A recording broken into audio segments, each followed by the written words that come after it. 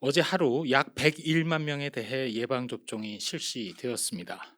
1차 접종이 73만 3천 명, 2차 접종이 28만 5천 명이었습니다.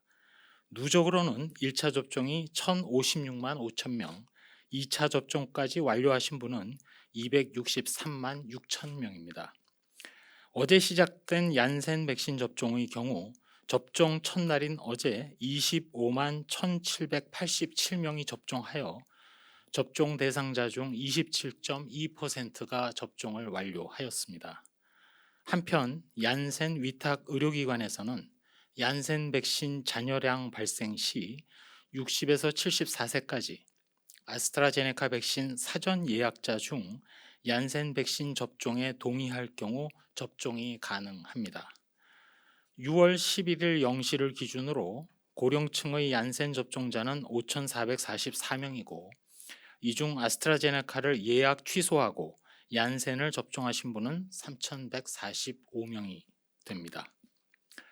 다음으로 코로나19의 치료제 투약 현황입니다.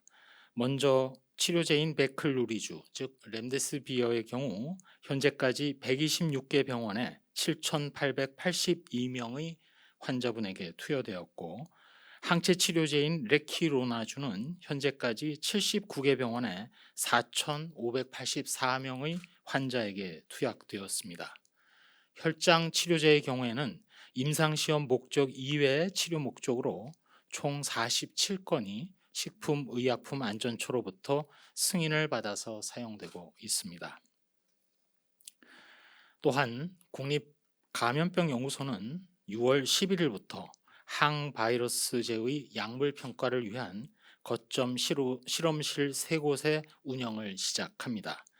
신규로 운영되는 실험실 3개소는 코로나19 등 바이러스 질환의 약물 효능 평가에 있어서 생물 안전 3등급 실험실 등 특수시설의 활용을 원하는 민간과 연구계의 요구가 늘어남에 따라 공모를 통해서 3곳을 선정하였습니다.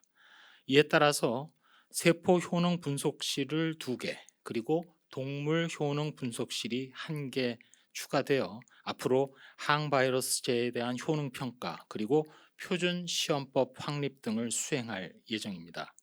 국립감염병연구소는 말씀드린 이러한 약물 평가 거점 실험실 운영을 통해서 코로나19 등 바이러스 감염 질환에 대한 항바이러스 치료제의 물질을 발굴하고 동물 감염 모델의 확립 및 치료 물질에 대한 효능 평가 등 평가 기반 구축이 확장될 것으로 기대하고 있습니다. 또한 코로나19 치료제 백신 개발을 위한 실무추진위원회는 어제 방역 물품 기기 전문위원회 회의를 개최하고 11개의 전략 품목, 이 중에는 인공호흡기, 핵산 추출기, 진단 키트 등이 있는데 이러한 11개의 전략 품목 개발 진행 현황을 공유하였습니다. 향후 방역 물품 등에 대해서도 관계부처 협업을 통해서 지원 및 추진하도록 하겠습니다. 한 말씀 드리도록 하겠습니다. 우리가 지금 맞고 있는 코로나19 예방 백신은 어쩌면 일부 예방적 치료제의 역할도 하고 있습니다. 돌파 감염이라고 말씀을 드렸습니다만 쉽게 얘기한다면 접종 후 감염이 되겠습니다. 모든 예방 백신에서 접종이 끝난 후 완료자에게서도 접종 후 감염이 발생할 수 있습니다. 그런데 코로나19의 경우에는 그 확률이 매우 낮습니다. 유행 규모가 작은 우리나라의 경우에는 더더욱 낮은 상황입니다. 접종 후 감염, 즉 돌파 감염이 혹여 발생한다 하더라도 접종 전 감염, 즉 백신을 맞기 전에 비해서는 증상도 약할 뿐더러 전파력도 떨어지고 입원율도 낮습니다. 결국 백신을 맞음으로써 생기는 이점이 매우 큽니다. 거듭 말씀드립니다만 전 세계에 이미 20억 회분 훨씬 넘게 이루어진 접종의 규모를 고려한다면 국민들께서는 접종을 받으실 기회에 바로 접종을 받는 것이 스스로와 가족 그리고 이웃을 위해서 안전하고 가장 효과적인 최선의 길임을 이제는 실감하실 겁니다. 현재 우리나라는 오는 11월을 목표로 집단 면역 확보에 빠르게 다가서고 있습니다.